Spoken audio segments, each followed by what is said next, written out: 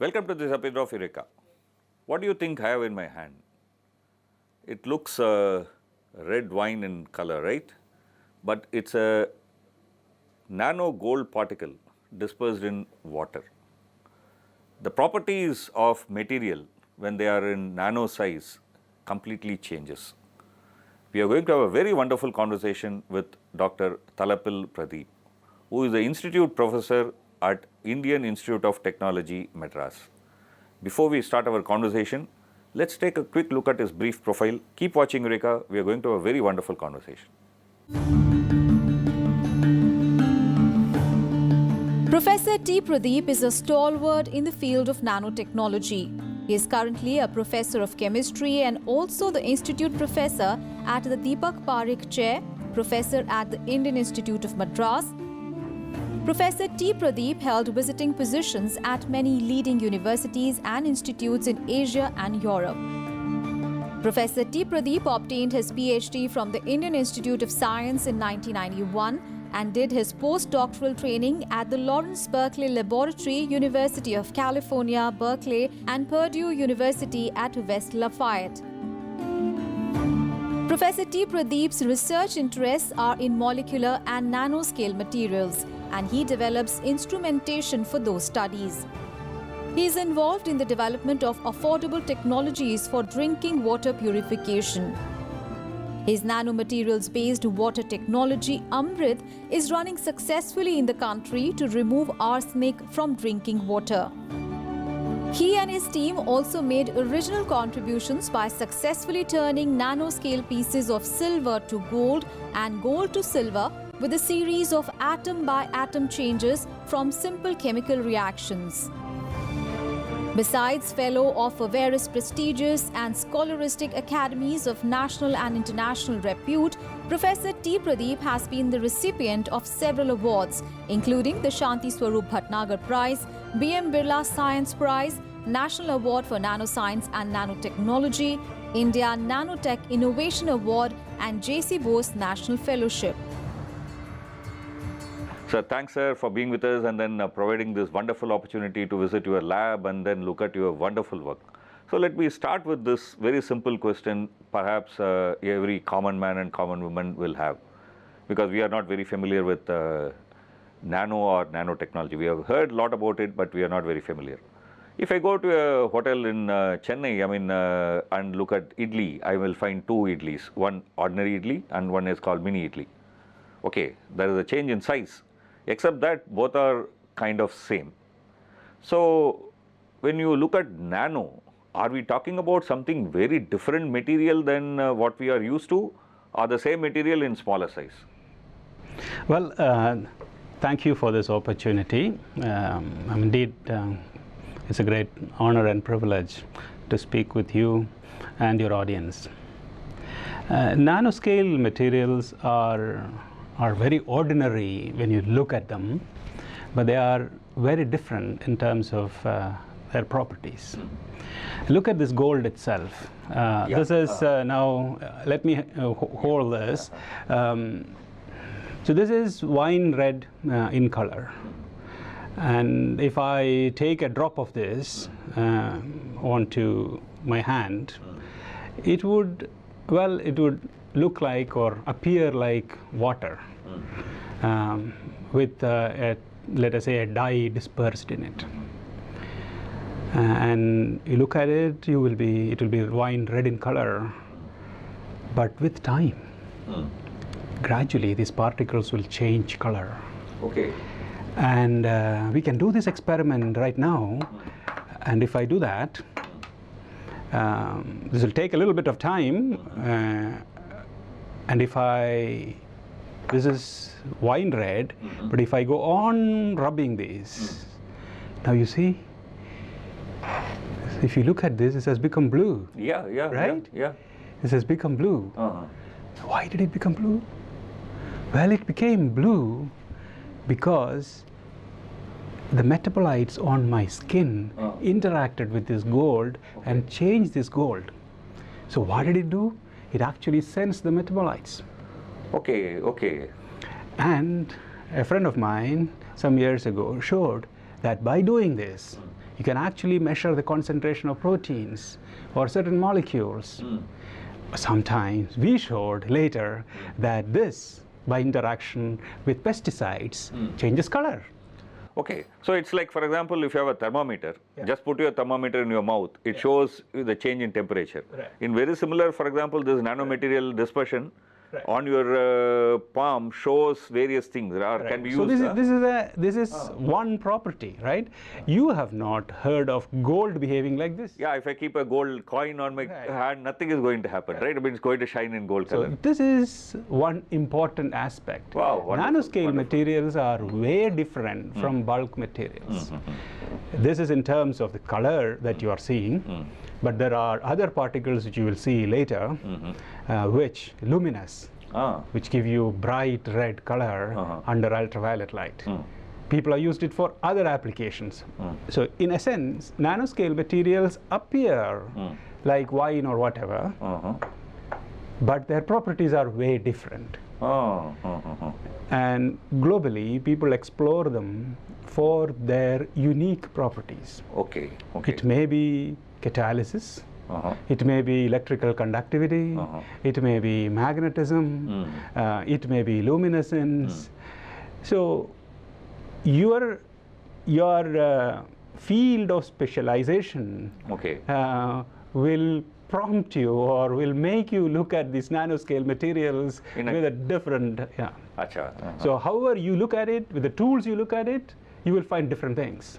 You said catalysis. Correct. Okay, so it's something fundamentally a chemical reaction. I mean, some material which is used in the chemical reaction, but doesn't itself do any chemical change, right? It remains same at the end of the chemical transformation. Reaction. We have read about this.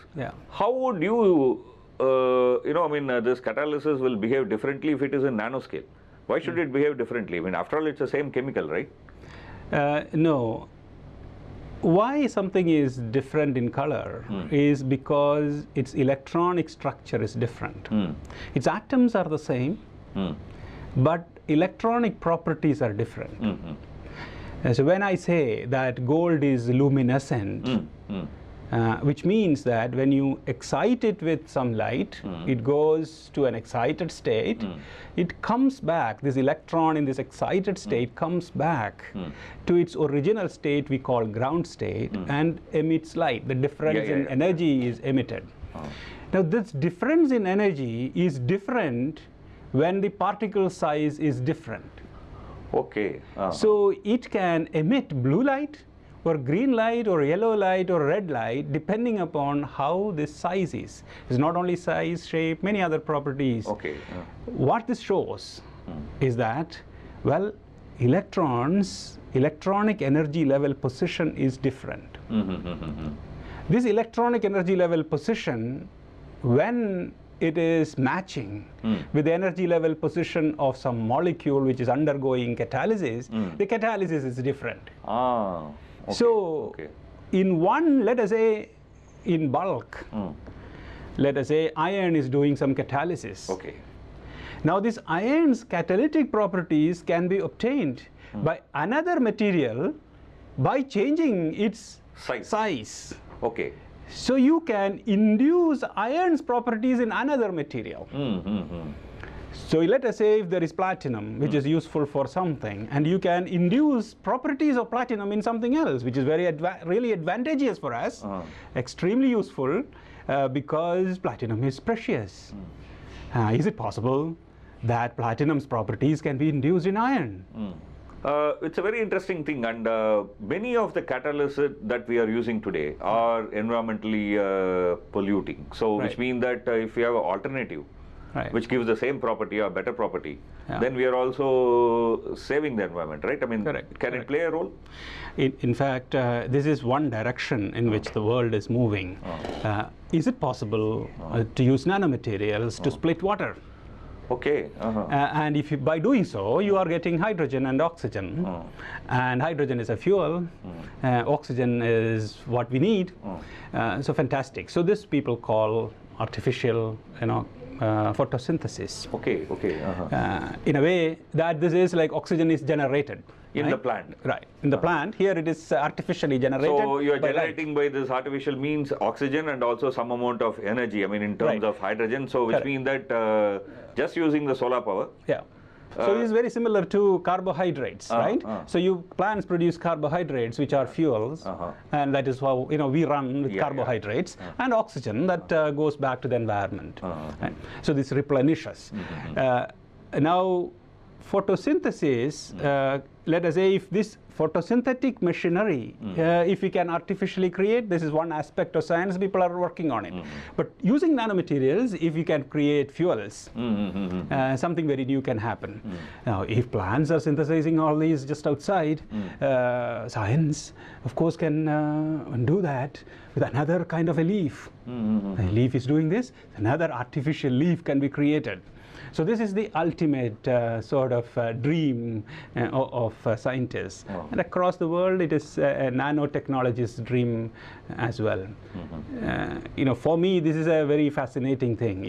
20, 30 years ago, when I was in my village, walking along the streets, well, there were no streets then. 30 years ago, it was all like little pathways, and they're all tarred now. Those pathways, when I used to walk, let's say if I were to tell my mother that on my walk I was talking to my friend in America, she would have told me that, fellow, have you gone mad? But today, this is possible. Life has changed so tremendously. In the short period. This is nothing but technology, right? So I would think that 25 years later, we will be actually extracting energy from the plants, maybe connecting some new form of a battery or something, plug in to the plant, or some special plant that you may have on the table. Right? This is indeed possible. That's a kind of a future that one can imagine. This is an interesting place where we'll take a very short break. Keep watching Eureka and we'll continue this conversation. You can see that we are getting more and more excited. We'll take a very short break. Keep watching Eureka.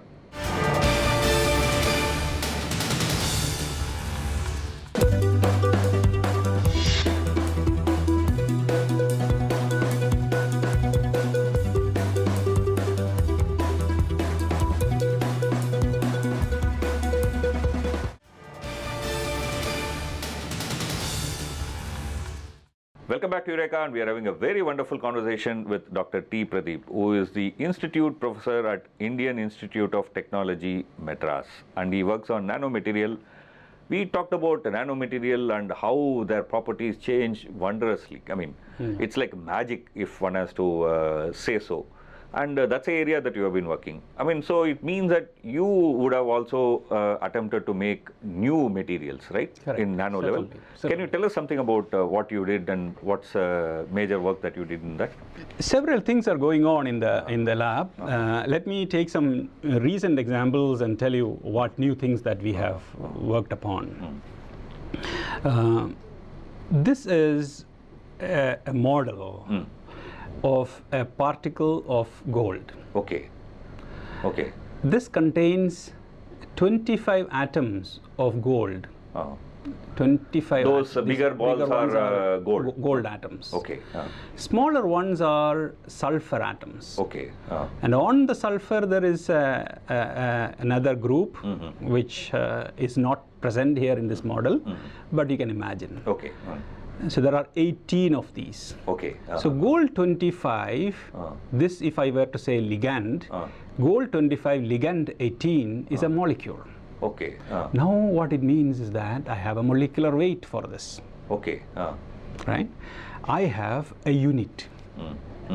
This has unique properties. So if you start looking at it in greater detail, it starts from a center gold, and then there are 12 golds outside. It forms, we call this an icosahedral gold, and then there is something. So we create some structures.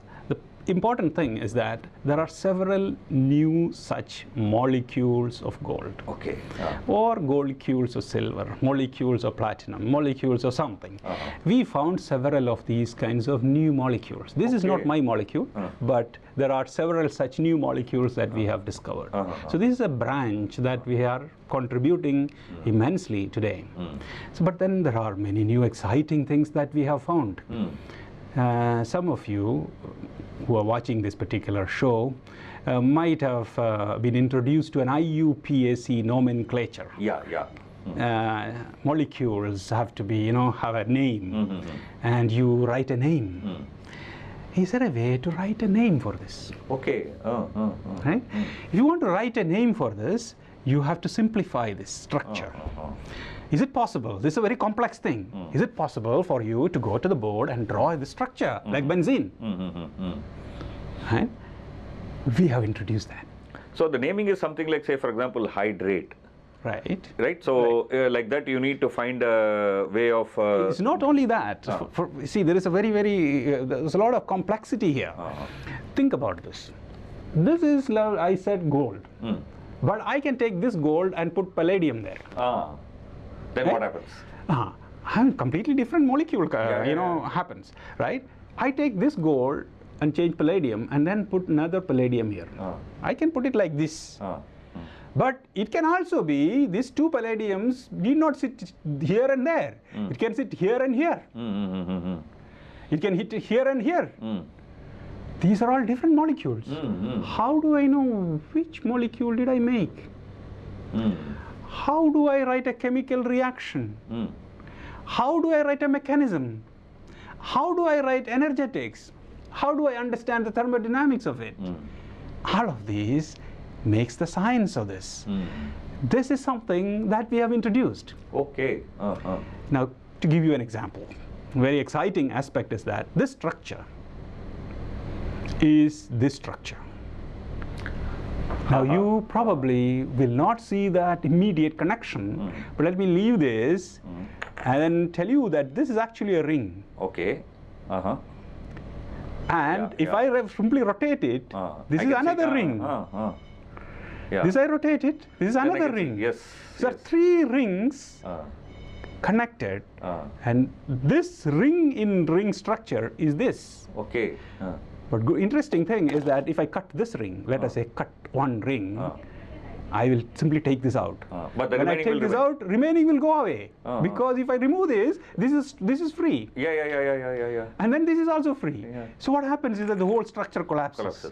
It reforms and forms just by cutting one chemical bond. Now, all of these, this particular ring-in-ring structure is called Borromean rings. Okay. These Borromean rings are the Olympic rings. Ring-in-ring structures. And this is the symbol of unity. In fact, this ultimate unity makes all these atoms in the center come very close because they are tied one over the other. All of these are our contributions. Okay. So when you start, this is one of those things. So when you start thinking about what did you contribute to an area, yes, this is something, that's a very interesting contribution that we have made. Several new molecules we have made, and their new properties we have found. We are continuing to find. This is an ongoing saga. Work. Right. This is an area that has just started where, exploration is just going on, right? Right. Let me shift my question to another area.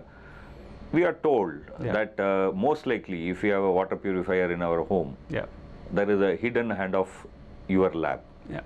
That dangerous pesticide residues, which might be there in the water, is removed because of your technology. Can you tell us about that? Yes, long ago, that is how I got into technology, really. 2002 or so, when there was this news that, there are pesticides in Pepsi Cola. We started looking into that. And I asked this question, pesticides are present, what can I do? I asked this question that, is it possible that nanomaterials can sense pesticides in water? Is it possible that nanomaterials can break pesticides? And that resulted in my finding of pesticide being broken down on nanoparticle surfaces. Okay. We showed that chemistry is called reductive dehydrogenation. Basically, what it means is that on a nanoparticle surface, if you put a pesticide, a molecule, electron from this nanoparticle will jump into the pesticide. And that results in a pesticide negatively charged species, which will start breaking a chemical bond. And once one bond is broken, the bonds keep on breaking. Yeah. And finally, what you get is amorphous carbon on this nanoparticle surface.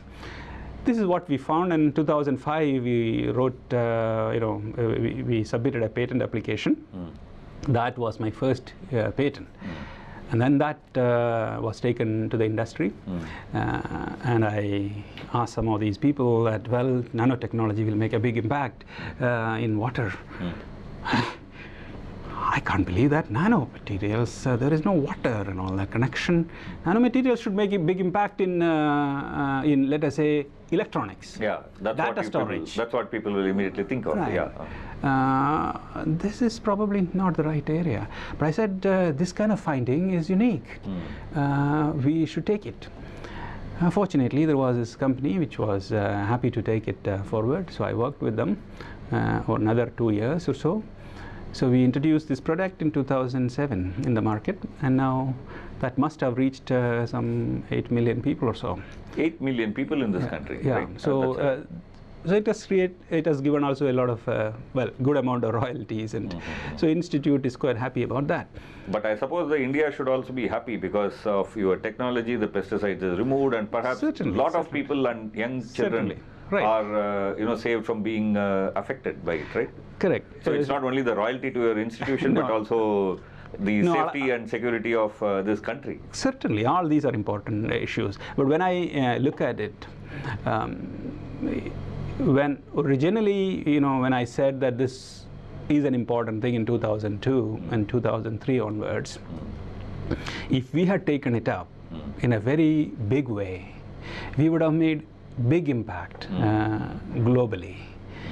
But we, of course, just as in any other area, we were slow. But we were the first globally to introduce a nanochemistry for clean water. Okay. So that was something important, and a product came out of that. That's all very good. So gradually that was taken up further, and I was fortunate to have students who decided to jump into nanotechnology for clean water, build companies. So we built a company. So like that it went on. We were talking about how your technology to detect and remove pesticides from drinking water is actually in the market and serving a lot of people.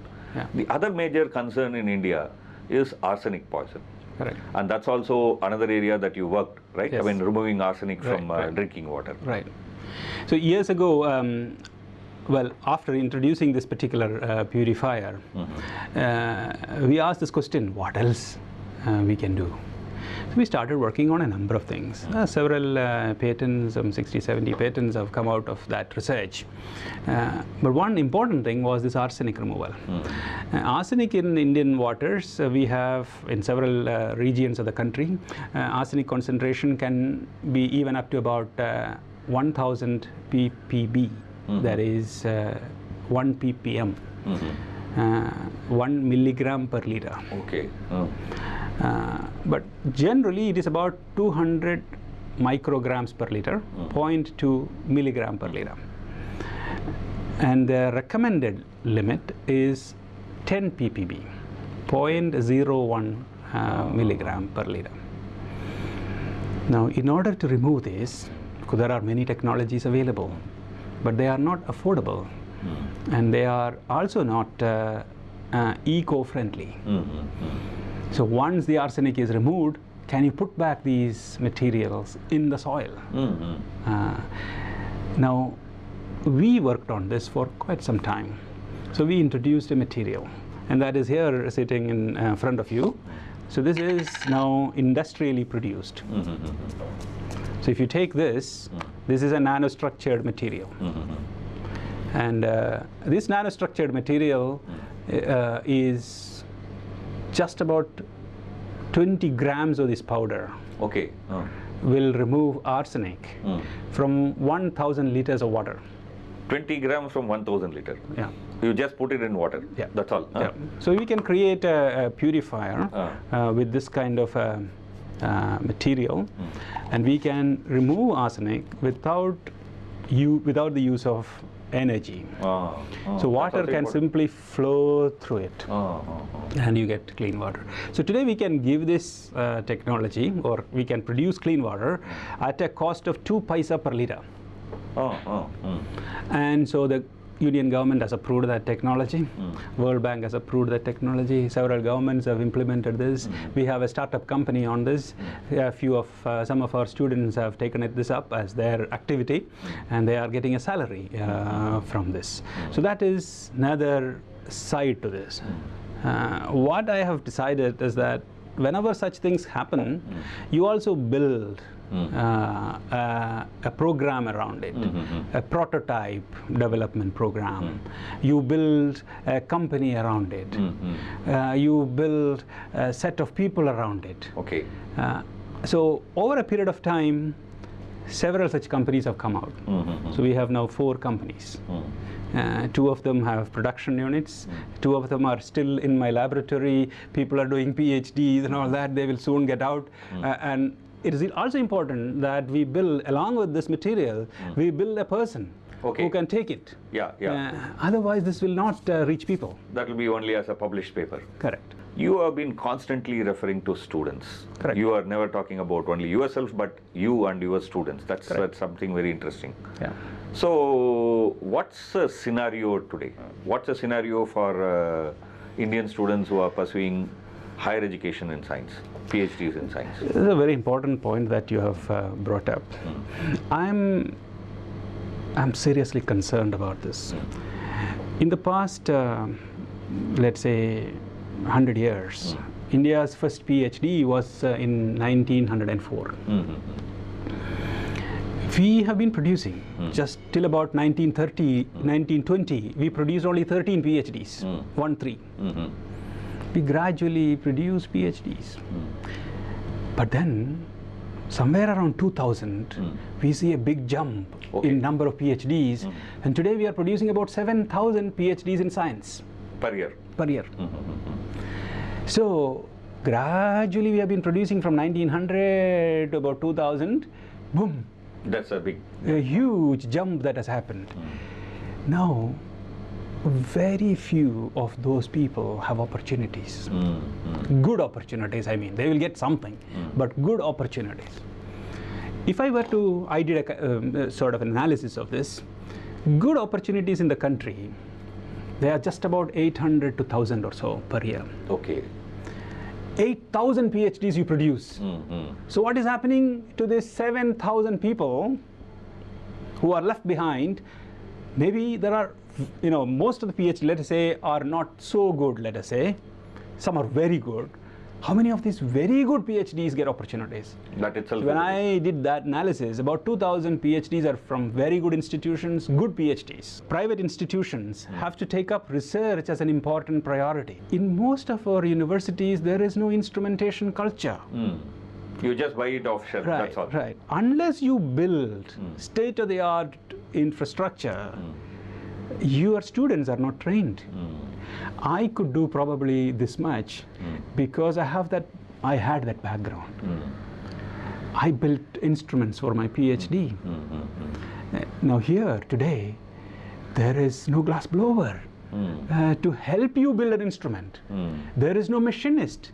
There is no electronics laboratory which can support you. Of course, all of these exist, but not really at the optimal level. That's, I think, a very important point and thing to note, that if India has to move to 21st century and also integrate itself into the knowledge economy, then we need to rethink the way we are doing things.